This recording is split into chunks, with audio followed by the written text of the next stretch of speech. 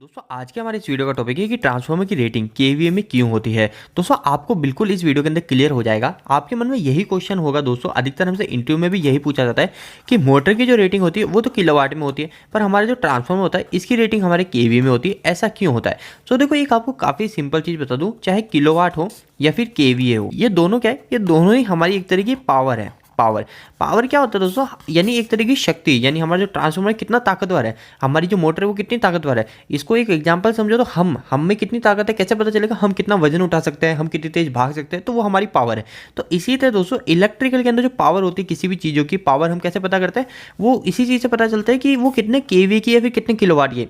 अब दोस्तों हमारे मन में यही कंफ्यूजन है कि आखिर दोनों ही पावर है, तो इन दोनों की नेम प्लेट पे अलग अलग नाम क्यों है, किसी पे केवी क्यों है और किसी पे किलोवाट क्यों है। तो दोस्तों आज आपके मन से यही डाउट मैं क्लियर करने वाला, किलोवाट और केवी क्या होता है और इसमें क्या अंतर है। तो दोस्तों देखो, सबसे पहली चीज हम किलोवाट की बात कर लेते हैं और किलोवाट से ही आपको केवी में बिल्कुल अच्छे से डाउट क्लियर हो जाएगा। दोस्तों जैसे मैंने आपको बताया दोनों ही पावर है, तो दोस्तों पावर निकाली कैसे जाती है। जो किलोवाट होता है, इस किलोवाट को कैसे निकालते हैं, पहले आप ये समझ लीजिए। जो किलोवाट होता है, इस किलोवाट को निकालने का एक फॉर्मूला होता है, काफी सिंपल होता है, वो होता है voltage into current into power factor. ठीक है दोस्तों, ये जो फॉर्मूला होता है ये होता है वाट निकालने का, किलोवाट निकालने का नहीं होता। किलोवाट निकालने का जो फॉर्मूला होता है उसमें हम वाट को 1000 से मल्टीप्लाई कर देते हैं, है ना। अभी मैंने आपको बताया वाट निकालने का फॉर्मूला, जो वाट होता है वही आगे जाके किलोवाट बनता है, यानी वाट ज़्यादा हो जाता है। जैसे हमारे 1000 वाट हो जाएंगे तो हम उसको 1 किलोवाट बोल देंगे, क्योंकि क्या होता है दोस्तों, ये बड़ी संख्या हो जाती है तो इस समय ये बोलने में ज़्यादा लंबा होता है, तो इसलिए इसको शॉर्ट फॉर्म में 1 किलोवाट बोल दिया जाता है। इसी तरह दोस्तों ये वी ए शॉर्ट फॉर्म है, और वी ए जब बड़ा हो जाता है तो वो केवी कहलाता है। जैसे 1000 वी ए हो गया तो वो 1 केवी कहलाएगा। अभी जैसे क्या होता है दोस्तों, ये क्यों होता है कि जैसे आप समझ लीजिए, जैसे 100 किलोवाट की कोई मोटर है ना, 100 किलोवाट की मोटर है, तो अब हम इजीली बोल सकते हैं 100 किलोवाट की मोटर। पर दोस्तों अगर हम इसको वाट में बोले तो हमको बोलना पड़ेगा 1 लाख वाट की मोटर है ना, 1 लाख वाट की मोटर, तो दोस्तों कितना बड़ा हो जाएगा। इसके अलावा अगर इससे भी बड़ी बड़ी मोटर आती है, इससे बड़े ट्रांसफॉर्मर आते हैं, तो उसके लिए हमको बहुत बड़े वर्ड यूज करने पड़ेंगे और बहुत बड़ा लिखना पड़ेगा, इसलिए किलोवाट उपयोग किया जाता है। फिर किलोवाट से बड़ा होता है मेगावाट। तो दोस्तों अभी हम पॉइंट पे आते हैं, जो हमारा जो वाट होता है, वो जो वाट निकाला जाता है वो वोल्टेज और करंट का मल्टीप्लाई होता है, और voltage into current into power factor, एक पावर फैक्टर भी चीज मल्टीप्लाई होती है। ये पावर फैक्टर क्या होता है, तो दोस्तों पावर फैक्टर जो है हमारा जो इलेक्ट्रिसिटी है, उस इलेक्ट्रिसिटी के अंदर जो लॉसेस है, यानी लॉसेस जो है वो पावर फैक्टर है। लॉसेस का मतलब कुछ हानियां, हमारे इलेक्ट्रिकल के अंदर कुछ हानियां चलती है, वही हमारा पावर फैक्टर है। तो दोस्तों जब भी किसी इक्विपमेंट की जो पावर होती है वो किलोवाट में रखी जाती है फिर वाट में रखी जाती है, तो वो हमेशा तभी रखी जाती है जब उसको वोल्टेज पता हो, यानी हम उसके लिए कितने वोल्टेज देंगे, हम उसके लिए कितना करंट देंगे और हम उसके लिए कितना पावर फैक्टर देंगे। जैसे कोई मोटर है, जिसने भी इस मोटर को बनाया है उसको पता है कि ये जो मोटर है, इस मोटर से क्या किया जाएगा, इस मोटर से हमारा एक लोड कनेक्ट करा दिया जाएगा, एक मशीन कनेक्ट करा दी जाएगी और उस मशीन की ताकत इतनी होगी, ये उसको पता है। पर दोस्तों जो ट्रांसफॉर्मर होता है, उस ट्रांसफर के केस में उसको ये नहीं पता होता कि आगे आप जो लोड कनेक्ट कराओगे वो लोड कौन से वेराइटी का होगा।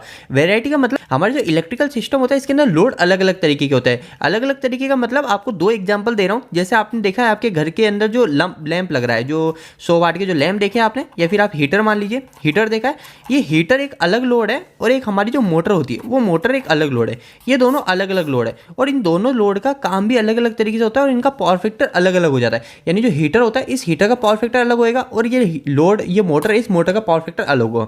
दोस्तों आपके सारे डाउट सिर्फ एक लाइन से क्लियर हो जाएंगे। केवी की रेटिंग उन्हीं चीजों की आती है जिसके आउटपुट में, जैसे हमारे जैसे ये कोई उपकरण है, इसके इनपुट में हमारी गई इलेक्ट्रिसिटी, इलेक्ट्रिकल एनर्जी हमने डाली, फेज न्यूट्रल डाले, और जो आउटपुट में क्या निकला वो भी निकला हमको फेज न्यूट्रल। तो ऐसी जो भी चीजें जिसके आउटपुट में हमको इलेक्ट्रिकल सप्लाई मिल रही है, उसकी जो रेटिंग होती है वो हमेशा केवी में होती है।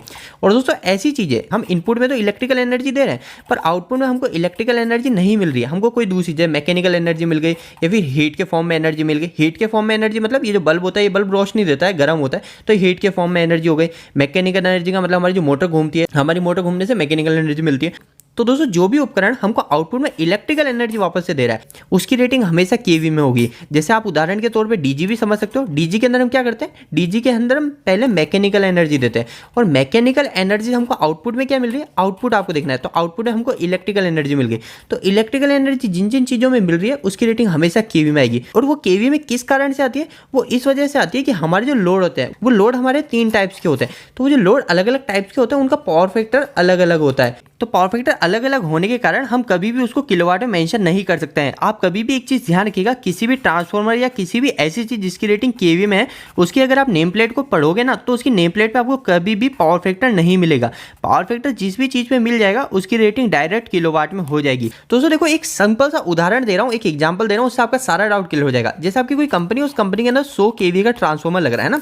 अब दोस्तों आपको इस 100 केवी को किलोवाट में बदलना है ना, 100 केवी को किलोवाट में बदलना है। तो कैसे बदलोगे दोस्तों? काफी सिंपल है। आप कभी भी किलोवाट में बदलना है केवी को, तो आप इस केवी के अंदर सिर्फ पावर फैक्टर को ऐड कर देंगे। जो भी हमारे पास केवी है, ये केवी है, और इस केवी के अंदर जैसे मेरी कंपनी का पावर फैक्टर 0.8 है, तो 0.8 मान लिया, तो हमारा जो किलोवाट आ गया वो आ गया 80 किलोवाट। तो दोस्तों अगर आपसे कोई इंटरव्यू में पूछता है तो आप उनको क्या आंसर देंगे? तो दोस्तों काफी सिंपल था, हिंदी लैंग्वेज में आपको बता रहा हूँ। आप सिर्फ इतना सा आंसर दे सकते कि हमारे जो भी इलेक्ट्रिकल के इक्विपमेंट होते हैं जिनके आउटपुट में इलेक्ट्रिकल एनर्जी मिल रही है, उनकी रेटिंग हमेशा केवी में होती है।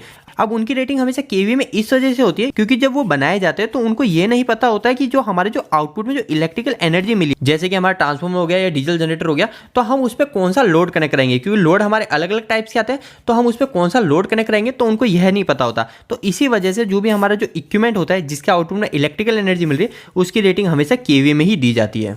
दोस्तों अगर आप इलेक्ट्रिकल या फिर मैकेनिकल फील्ड से, तो आपके लिए एक बहुत महत्वपूर्ण सूचना है कि हमने एक वेबसाइट स्टार्ट करी है जिसका नाम है www.engineeringdost.com। दोस्तों इस वेबसाइट पे आपको काफी अच्छे हिंदी में इलेक्ट्रिकल और मैकेनिकल से जुड़े आर्टिकल मिलेंगे, और दोस्तों सारे के सारे इतने आसान भाषा में होंगे कि वहां पे कोई 8वीं या 10वीं क्लास का लड़का भी जाके उनको पढ़ता है ना, तो उसको भी इलेक्ट्रिकल और मैकेनिकल की काफी अच्छी जानकारी मिल जाएगी। दोस्तों यहाँ पे हमने ऑलरेडी 25-30 आर्टिकल अच्छे अच्छे अपलोड कर रखे हैं जो इलेक्ट्रिकल और मैकेनिकल्स है। तो एक बार आप हमारी वेबसाइट पर जरूर जुड़िए, और आपको वहां पे आर्टिकल कैसे लगे प्लीज कमेंट बॉक्स में कमेंट करके जरूर बताना। दोस्तों आपको यह वीडियो कैसा लगा, इस वीडियो को लाइक करके जरूर बताएं। अगर आपका कोई भी सवाल इस वीडियो के प्रति या फिर इलेक्ट्रिकल से जुड़ा है तो आप मुझे नीचे कमेंट बॉक्स में कमेंट करके पूछ सकते हैं। इलेक्ट्रिकल वीडियोस अगर आप हिंदी में देखना पसंद करते हैं, आज ही हमारे चैनल को सब्सक्राइब कर लीजिए। आज के लिए इतना ही, धन्यवाद।